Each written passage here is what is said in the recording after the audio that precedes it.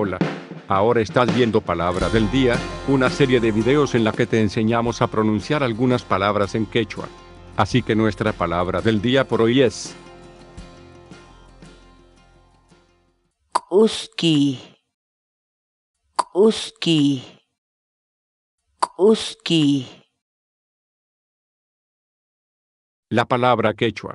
uski, En español significa rebuscar, investigar.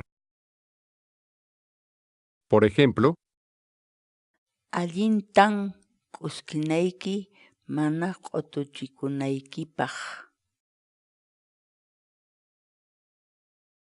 pruebe y descargue nuestros programas de corrección ortográfica en quechua, usando nuestra aplicación web y de escritorio. Dirígete a nuestro sitio web sc.ginantin.com.